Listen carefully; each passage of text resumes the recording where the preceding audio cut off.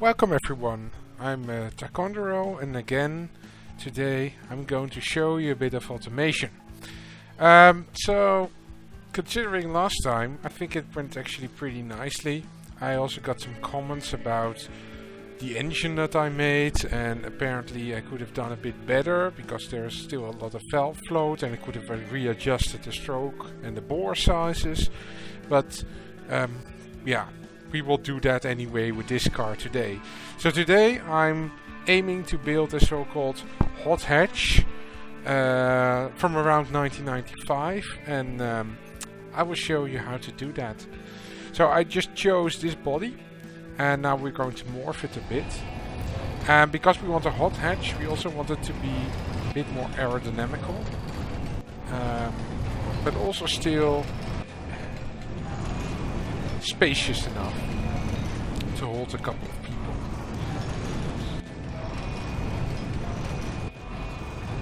So this does look a bit weird, but like that it should be pretty straightforward.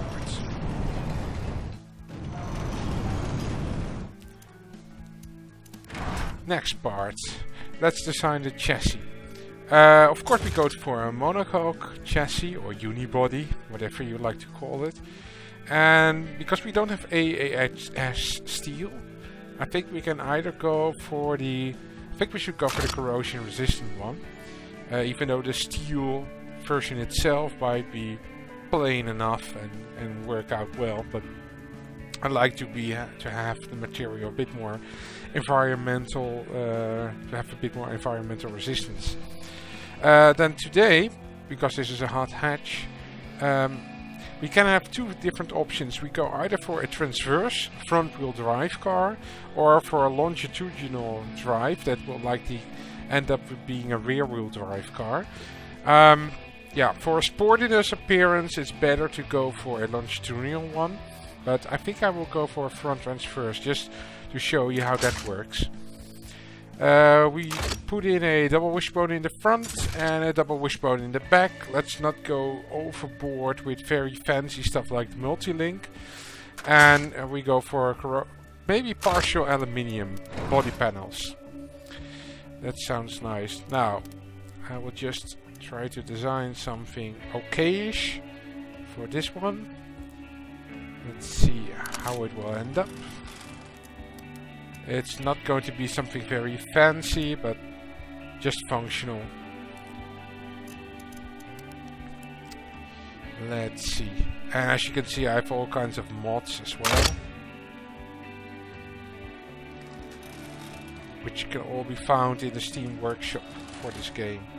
And that's actually one of the big advantages of this game already, that a lot of people are really willing to make some nice mods for it. Yeah, I like this. I like this a lot.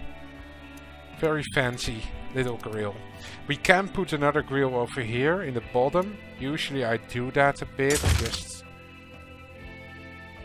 not that it is really required, but just because it looks nice. Because this is going to be a hot hatch, we might as well make this the deluxe version straight away. So what I will do is, I always like some additional lights like this. And let's put a little lip in the front of the car. That looks nice. Yeah, I like it. For the bonnets, I think we can go with a bit more area, like that. Sounds nice, seems nice. A very tough looking appearance. And then let's just go for very simple door handles. Nothing fancy here, but functional. And then the taillights. Let's put something nice here as well, or at least something I like. We can go for maybe, where are they? Hey, oh, here they are.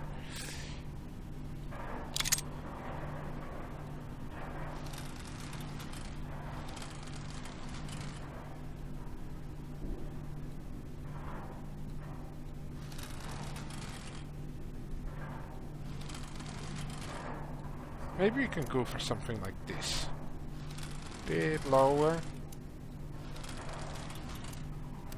So that you get the impression it really encloses the bottom of the well, of the back part of the car. And let's put a nice single exhaust here.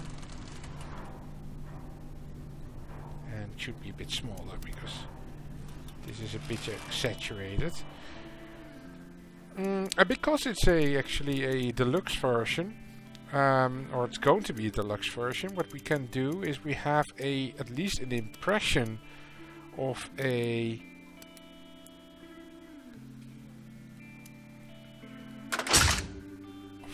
yeah, I guess you can call it I don't know how to call this in English, a top window or so for the car. Anyway, you know what this is. So that's how I like it. And then what you can still put is some indicators over here. I like that. Gives the car a bit more fancy appearance. It's still a very plain car. I mean, it's, yeah. What we could do maybe is also put a small little grille here. That would make the car look even a bit tougher, I would say.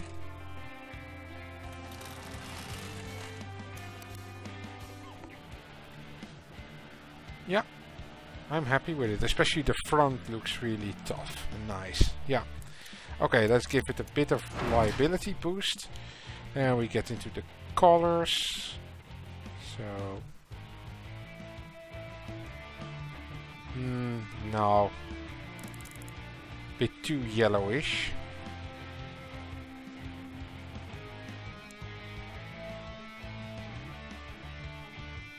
So this would look nice. Nah, maybe not.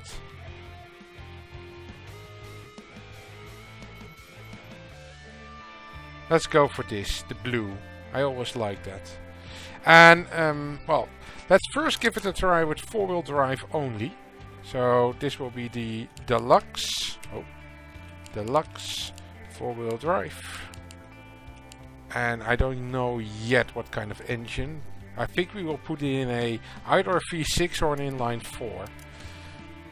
Let's give it a try with an inline 4. Let's make this a very inexpensive but fun little car. I do think, by the way, that if we put in well, we can try a 1.6 liter version like that. And let's not go totally overboard with this. Maybe a 3-valve cylinder. Or 2 perhaps. We will have a look. And because we want to keep the car a bit more lightweight, I think we could go for aluminium. And we can go for VVL. Though I'm not so sure whether it's still required. The big benefit of VVL is that you actually are capable of having very nice low and high-end power output. Maybe we put in a turbo this time. We certainly go for multi-point injection systems, and we can go for a single configuration, maybe with just at this point a standard intake with regular fuel. Nothing fancy there. We can try to actually increase the RPM a bit. Let's give a bit more quality to the fuel system. And maybe a short cast should do the trick. Perhaps a high flow three-way, but something we have to look at. And two baffled mufflers to give it a bit more comfort to drive in, because it's less loud. Okay, so what we can see is the reliability is not optimal yet. Power output is also not really optimal yet, I would say, or at least from what I would like. But that's of course logical because we don't use the fuel octane to the amount that we would like. And I'm not going to run it as rich as it's set here. I think I'm going to actually try to run it a bit lean. Because I also want to keep fuel costs in mind for this car. Yeah, okay. We can try to put the RPM limit a bit higher. Maybe put in some forged stuff. A bit more fancy, but it also really will boost the reliability a lot. And we might have to go for forged steel cranks as well. Judging from what looked like we had some issues there. In terms of valve problems, we don't really seem to have them so much yet, at least. So we can really try to... Oh, this becomes too big. So, yeah. It's either going to be a reliability hit or a size displacement hit for the engine. I think we can go for this. It seems to be okay still. If we do no VVL, it might actually help. I'm not sure whether to put in VVL, because VVL itself is actually kind of expensive, both in engineering as in... though this does look nice, right? It does give it a sportier boost, and it will allow us to actually have a fairly nice torque curve that is fairly stable. Because if we don't do VVL, we can just switch it off, for example. If we don't do any VVL, what we can see is that we can have a limited amount of power just because of the cam profile. If we now adjust the main cam profile to the one that we had, you see you get into this. Production unit wise it's cheaper, definitely, and also the development wise it's way cheaper, but the torque curve is way less nice. But on the other hand, this is going to be a light car, so perhaps it's not super important. Maybe we can go for, let's not go fully overboard with this. Maybe we can go for a low sport setting. 55 maybe 58. Okay, and let's turn down a bit on the RPMs. I think this is a nice limit. Then maybe we can even go down a bit further. Yeah, so we get a peak of horsepower production a bit earlier, and then of course we have to look at the ignition timing. So for this engine I would like to go, I think around, let's see how it increases. So here we have the first big obstacle.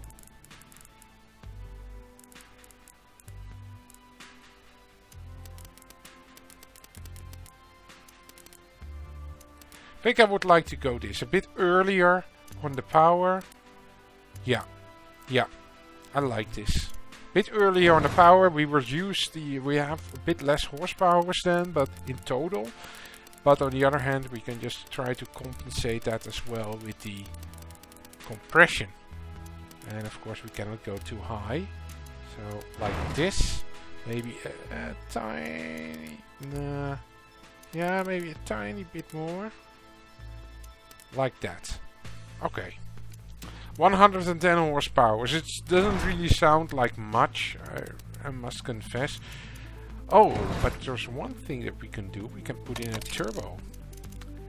And let's see. So this is too small. Water cooled is okay. Then we go for performance setup. And of course we have to reduce the compression then, initially, to compensate. And to have a look. Okay. Because now we can really try to, and we go for ball bearing, which actually makes this entire maximum torque curve a bit earlier, and also the maximum power, so it helps in the total amount of performance that you will have. Now, I always like to not have... I think this is okay. And then, now this doesn't really help so much. in the horsepower amount, because whether we make it bigger or smaller doesn't really help. So I rather have it a bit smaller then, so that we again get an earlier peak.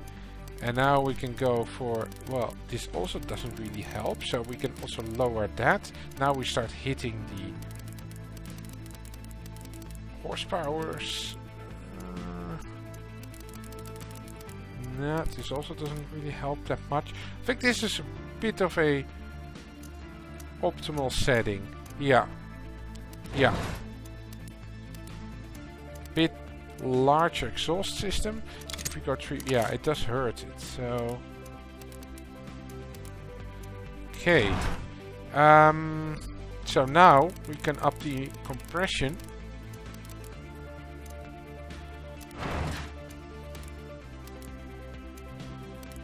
This should be okay. Nice, yeah. I like it. So now we have a decent engine, which we can call a Inline 4. Oh. Single overhead cam, 1.6 liter 12 valve system. And this is then the 1589cc turbo version. So we use all the fuel octane. Reliability wise we're doing okay. All the components seem to go okay. I think, can we go back to, no, we cannot go back to cast. So this is really optimal. And we can also not go lower. This also reduces the performance. I think for those 2 horsepower we can just go with the 3-way. Should be fine. Oh yeah, and if we lose one of the mufflers, no. So 2 mufflers. This seems nice and okay. Yeah. Okay. So now we put in a manual gearbox. I think either 5 or 6 speed. I think a 5 speed should be sufficient for such a car. Let's try to adjust. Gearing we will leave alone for now. We can put in either sports or medium compound tires. I think we can go for the medium compounds. Though a hot hatch might actually want to have some sports tires. Maybe we can... We want to have wide front tires because the traction is coming from the front. And we can maybe broaden a bit the fenders, so that we have a bit more room for, yeah, making the tires a bit bigger, and also having them a bit more. Let's have a look how this will perform initially. And a bit wider, or let's say, yeah, a bit more offset, maybe a bit less. Then we go for alloyed, and let's just put in maybe like this. This looks fancy. So then we go for the fended discs, single piston, fended, and let's see, so we will have to deal with that a bit later. No undertray to begin with, and no cooling for the brakes. Should have enough cooling by itself. We reduce the cooling by the car. You have a 4-seater and maybe premium. And let's remove the well, maybe standard cassette, power steering, ABS, and maybe not traction control. And for safety, maybe advanced standard, but we have to have a look. Standard stuff here, and then we can go with a sport setting. So this is the final result. Well, not final, but at least from the initial options that we chose. Drivability is a bit low though, but that's mostly I think because of the turbo. As you can see over here, drivability is mostly decreased because of the brakes and the wheel spin and the steering. Okay, so that's the first thing that we will try. It's the steering. Oh yeah, let's first put in on the market list we can go for I think a fun car. That would be nice with a 10% or maybe even a bit higher, 18% markup. Maybe 16. Okay. A fun car or a pony car. Yeah.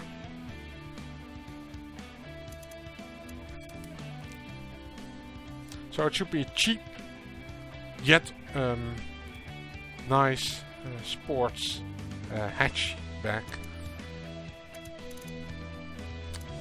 Now let's have a look here. So, okay, we can try to further increase this because it's still increasing the score. Now it starts to stall. So, well, I must say that the wheel spin is still pretty acceptable.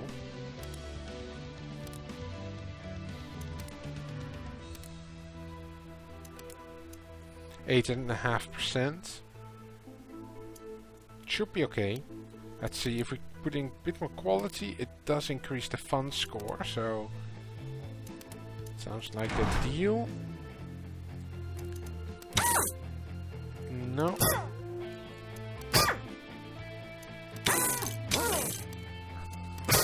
This seems okay. Let's see, what's more important? Drivability is slightly more important. So we might have to go for a bit small. Yeah. No, then I will adjust with the springs. Yeah. We can go for a race for this. I do know that it will hurt drivability. The alternative is to use double piston.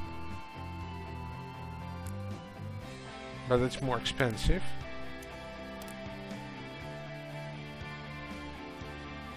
So let's see, 30, let's say 28 for, or 30 for this, or, wait, then we get these scores.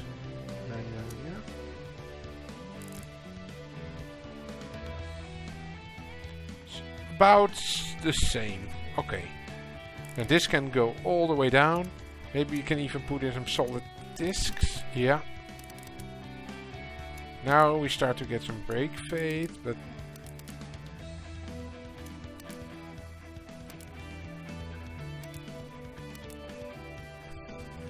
and if we put in vented, it's better.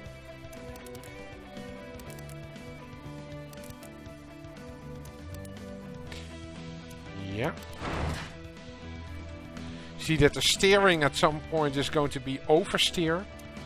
That's if we have fully, no, that doesn't really help. But so we are getting to oversteer. Now we get into an important category, that is what kind of interior do we put in. I think we should go for the, well, for the pony car, going for premium helps. But for the fun category, going for standard helps more. So I think we can go for standard. And then for the entertainment, I think we can go for a basic cassette. So most of the entertainment has to come from the car, driving the car itself. Then traction control would help actually. But it will likely impact our engineering score a lot. ABS is really necessary. Power steering can be done without. But it's not that expensive to put in, I would say. So maybe we can just put in everything. Let's see, if we now put in a bit more quality, then yeah, this seems to be optimal. For fun, it doesn't help. I guess 5 seats also doesn't help. No. And then with, yeah, we should definitely put in the most advanced safety measures. Now we come into the very important part, which is the suspension. So I guess that we also want to have decent cornering rates. So I think we can go with pretty significant cambers. See, the fun score is still increasing.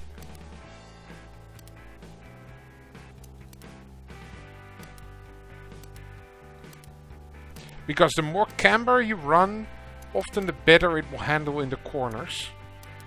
Because it has a bigger chance of actually being in direct contact with direct grip compared to the road.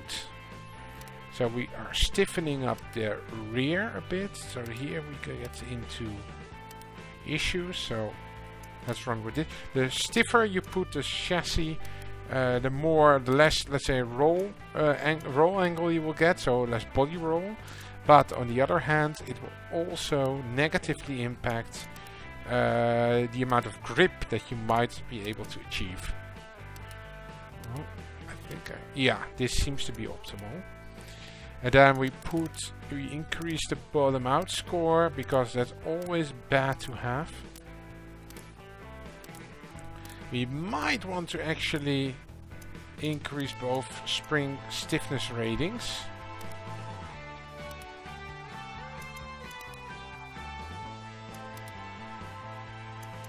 So that we can reduce the ride height a bit.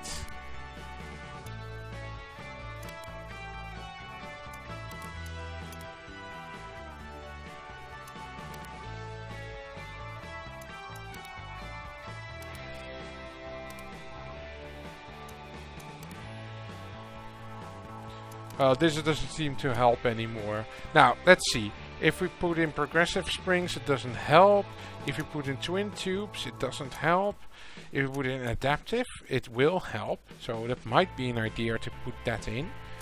The active sport also definitely helps, but it's expensive though.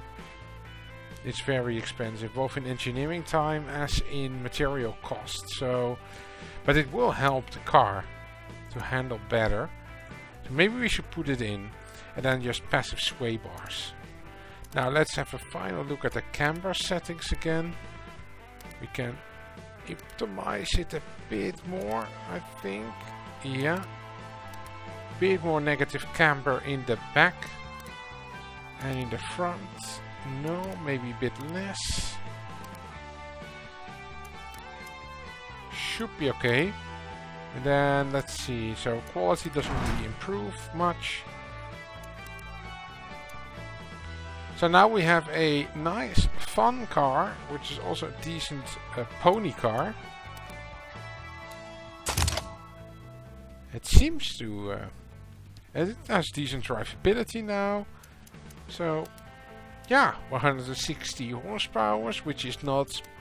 Well, it's not the best, but it's decent. Gives you a fun little ride. I mean...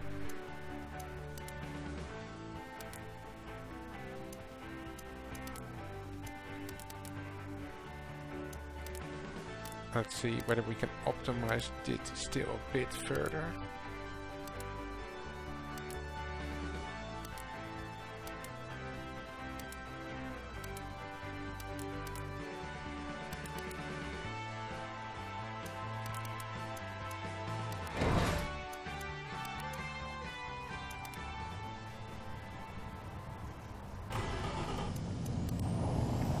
$228.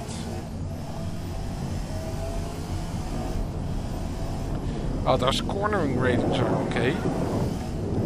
I've seen better, but it's not bad.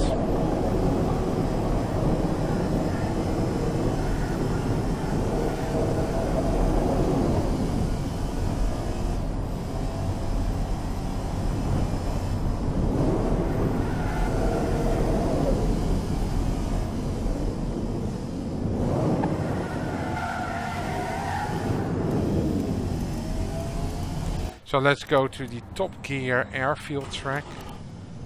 A 129.5. Well, I would say it's okay. It's not the greatest car I've seen, definitely not. But considering that it doesn't really cost a lot either to build. And if you look at the market rating, it's, well, let's say below $13,000 or so. So, actually looks pretty decent in terms of in terms of what you get for the price. I mean, yeah, inside is a bit simplistic, I would say, with basic cassette, standard interior. But the steering behavior is nice. Well, at least it's simple. As simple as we can get, at least for now. Oh yeah, one thing. Does this help? No, it makes it more expensive and doesn't really improve the rating that much. Oh yeah, and then maybe the rim material. If we go for steel, it's a bit cheaper. But doesn't seem to impact it that much either. So I think that we are done with this car.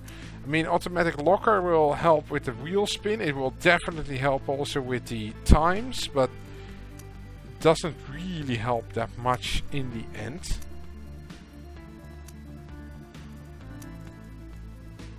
We could put in a viscous differential. Does make the car a bit more expensive, but it's still okay. We can go a bit of lower quality.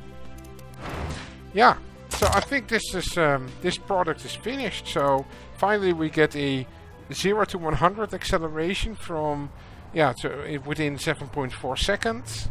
We have a, well, I would say it's a decent weight car. It's not too heavy, not too light either. Quarter mile times, standing kilometer times are okay. The roll angle is a bit on the higher side with 3 degrees, but acceptable. And cornering is nice. It's not exceptional, but it's okay. It's we can live with that. So yeah, so this is a example of a cheap, well, I wouldn't say deluxe anymore actually, but a standard 4-wheel drive 1.6 liter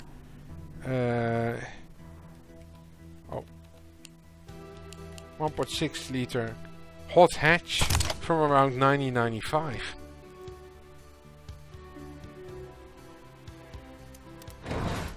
And I think we didn't really have the... No, we didn't have the FIFA. That's good, because that would have made the car way too expensive. So yeah, that's it.